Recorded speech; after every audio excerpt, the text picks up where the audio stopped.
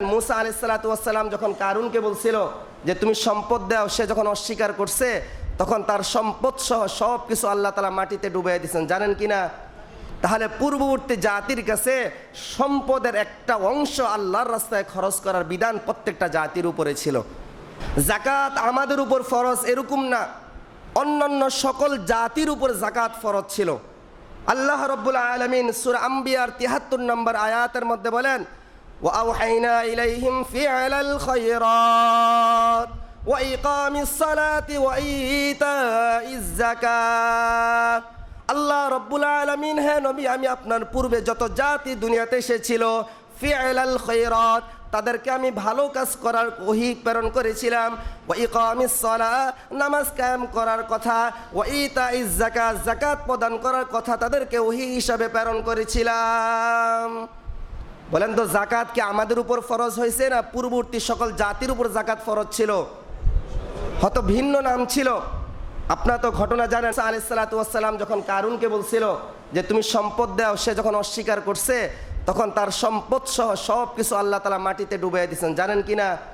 তাহলে পূর্ববর্তী জাতির কাছে সম্পদের একটা অংশ আল্লাহর রাস্তায় খরচ করার বিধান প্রত্যেকটা জাতির উপরে ছিল। এক শ্রেণীর লোক এমন আছে যাদেরকে জাহান্নাম ডাকবে, জাহান্নাম তাদেরকে কি করবে? ডাকবে। এক শ্রেণীর লোক এমন আছে যাদেরকে কে ডাকবে? জাহান্নাম ডাকবে।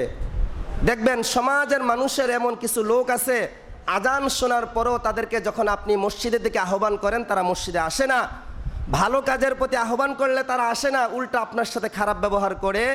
এমন কিছু ব্যক্তি আছে যাদেরকে জাহান্নাম ডাকবে। আল্লাহ রাব্বুল আলামিন সূরা মাআরিজের 17 এবং 18 নম্বর আয়াতের মধ্যে আল্লাহ তাআলা বলেন, তাদউ মান আদবারা ওয়া তাওয়াল্লা, জাহান্নাম ওই ব্যক্তিদেরকে ডাকবে, মান আদবারা ওয়া তাওয়াল্লা, যারা কোরআন থেকে পৃষ্ঠপ্রদর্শন করেছে, কোরআনের কথা শোনার পরে মুখ ফিরিয়ে আনিছে, নামাজের কথা শোনার পরে মুখ ফিরিয়ে আনিছে, আজান শোনার পরে দাওয়াত দেওয়ার কারণে মুখ ফিরিয়ে আনিছে, কোরআনের কথা সে মানে নাই, এমন ব্যক্তিকে জাহান্নাম ডাকবে।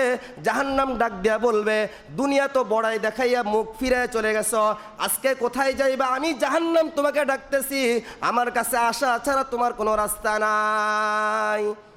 তাহলে জাহান্নাম কাদেরকে ডাকবে? এক নাম্বার হলো যারা কোরআনী কথা থেকে মুখ ফিরিয়ে নেয়, কোরআনের বিধান থেকে, আল্লাহ রসুলের কথা থেকে মুখ ফিরিয়ে নেয়, জাহান্নাম তাদেরকে ডাকবে। আপনি আমি চাই যে জাহান্নাম আমাদেরকে ডাকুক না জান্নাত আমাদেরকে ডাকুক? সবাই কি বলেন? জান্নাত ডাকুক এটা চাই না জাহান্নাম ডাকুক এটা চাই? তাহলে জান্নাত যদি আমাদেরকে ডাকুক এটা আমি চাই, তাহলে কোরআনের কথা মানতে হবে, আল্লাহ রসুলের বিধানকে মানতে হবে। তাহলে কাল কিয়ামতের ময়দানে জাহান্নাম আপনার থেকে 70 বছরের দূরত্বে থাকবে আর জান্নাত আপনার নিকটে থাকবে, বলবে আহলান সাহলান তয়্যিবান মুবারাকান, তুমি স্বাচ্ছন্দ্যে স্বাগতম গ্রহণ করে জান্নাতের মধ্যে তুমি প্রবেশ করে নাও। তাহলে এক শ্রেণীর পাওয়া গেল যাদেরকে জাহান্নাম ডাকবে। তারা কারা? যারা কোরআনের কথা শুনতে চায় না, কোরআনের কথার সামনে বেটু দেয়, কোরআনের সাথে বেয়াদবি করে, আল্লাহ রসুলের সাথে বেয়াদবি করে, এমন ব্যক্তিদেরকে জাহান্নাম ডাকবে। আরেক প্রকার হলো ওয়াজামা ফাআওয়া, যারা সম্পদ জমা করে ব্যাংকে সম্পদ রেখে দেয়। ফাআওয়া অর্থ হলো সংরক্ষিত করে দেওয়া। বলেন তো, আমরা সম্পদ এখন সংরক্ষণ কোথায় করি? স্ত্রীর কাছে? আরে এটা তো আরো খারাপ, শিয়ালের কাছে মুরগি বাগা দিব না? আমার কথার বোঝাচ্ছে? এখন আমরা সম্পদ কোথায় জমা রাখি? সব স্ত্রী কিন্তু এরকম না, আলহামদুলিল্লাহ। অনেক স্ত্রী আছে যে আপনার চাইতে বেশি হিসাব সে করে। এই জন্য সম্পদ আমরা কোথায় জমা করি বলেন তো? ব্যাংকে তো সাধারণত জমা করে।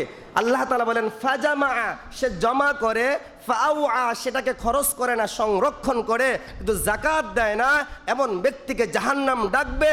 দুনিয়াতে তোমার কাছে যাকাত চাইলে তুমি ভুরু কুচকাইতা, তোমার কাছে দুনিয়াতে যাকাত চাইলে তুমি গাল মন্দ করতা, রাগ দেখাইতা, আজকে তুমি কোথায় যাবে? আমি তোমাকে ডাকতেছি, আমার কাছে আসা ছাড়া তোমার কোনো রাস্তা নাই। এই জন্য যারা যাকাত দেয় না তাদের কি জান্নাত ডাকবে না জাহান্নাম ডাকবে? আমরা কি চাই জান্নাত ডাকুক না জাহান্নাম ডাকুক? তাহলে আমাদেরকে কি করতে হবে? যাকাত পরিশোধ করতে হবে।